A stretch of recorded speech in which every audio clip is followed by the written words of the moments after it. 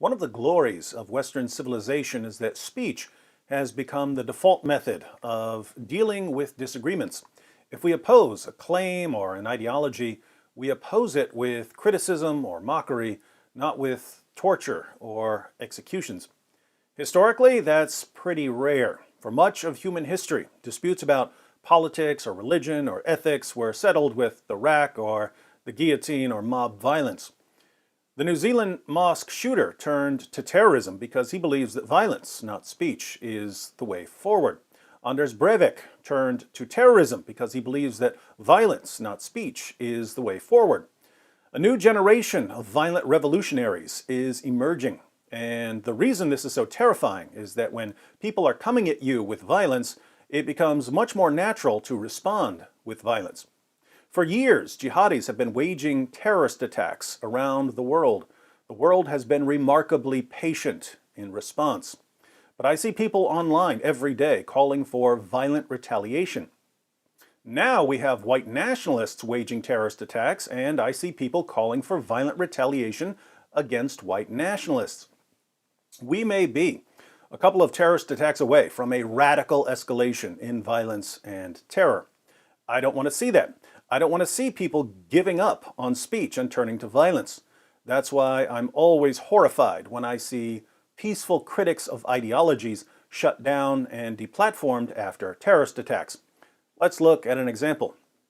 The National Post reports, Calgary University cancels event by ex-Muslim citing sensitivity after New Zealand attacks. Citing the recent anti-Muslim attacks in New Zealand, a Calgary University suddenly cancelled an event by Armin Navabi, an Iranian-Canadian atheist activist who was scheduled to deliver a talk critical of Islam. "I've been deplatformed again," wrote Navabi in a Wednesday tweet. The event, scheduled for Thursday afternoon, was entitled "The Case Against Islamic Reform." Hosted as part of a speaker series organized by the Atheist Society of Calgary, it was to be held at Mount Royal University. Only 2 days before the talk, however, a representative from the school informed the society that they were being denied space.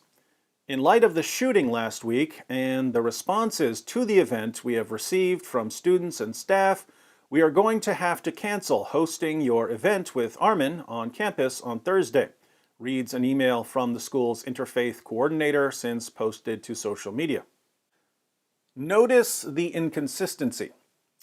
There have been tens of thousands of Islamic terrorist attacks since 9/11. How many times have you seen universities shut down Muslim events after jihadis slaughter unbelievers in the name of Allah? I've never seen it, and I don't think that universities should silence Muslims who have nothing to do with terrorist attacks. A Muslim who wasn't involved in the attack and doesn't support violence shouldn't be deplatformed, and he won't be. But when a white nationalist opens fire at two mosques in New Zealand, not because he hates Islam, but because he's upset about immigration, a university on the opposite side of the world shuts down an event with an ex-Muslim atheist who wasn't involved in the attack, doesn't support violence, and certainly isn't a white nationalist. In fact, Armin Navabi is precisely the sort of person who would have been targeted by the New Zealand mosque shooter. Hypocrisy at its finest. The Atheist Society of Calgary has since said the cancellation was akin to acceding to the wishes of the New Zealand gunman. Atheist Society of Calgary feels that to cancel this event communicates to terrorists in general that these tactics will accomplish their objectives, they wrote in an online post notifying attendees of the cancellation. Mount Royal University justified the cancellation by saying that the Friday murder of 50 Muslims in two Christchurch, New Zealand mosques has had a large impact on many members in our community. We made this decision in light of that impact, and we would absolutely have the speaker come to our campus at another time, they wrote in a statement sent to CBC Calgary.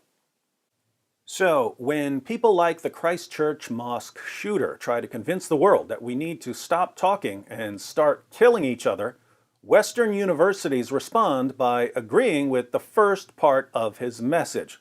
They tell us to stop talking, not realizing that it's not peaceful discussions that lead to violence, it's blocking peaceful discussions that leads to violence. But here's what's most disturbing.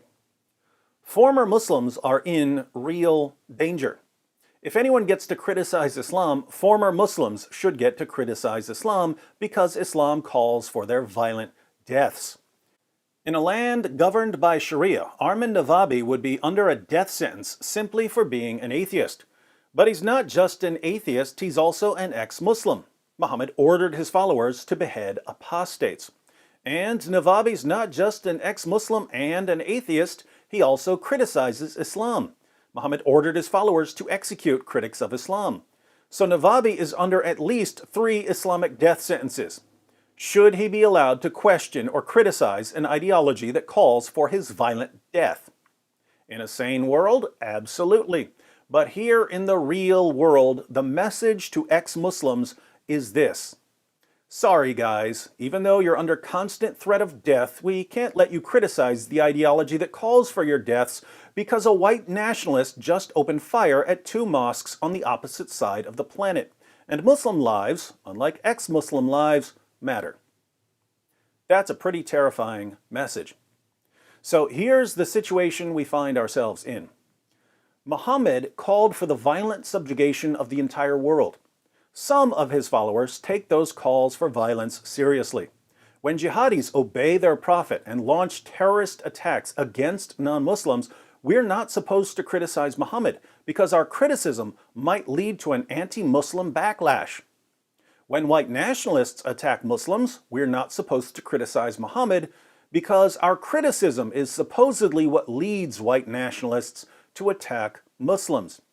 So, if Muslims kill non-Muslims, critics of Islam have to be silenced. If non-Muslims kill Muslims, critics of Islam have to be silenced. No matter what happens, critics of Islam have to be silenced, just like Muhammad demanded. Pretty impressive that an illiterate 7th century caravan trader can get the entire world to grovel at his dead feet like this. But that's Islam.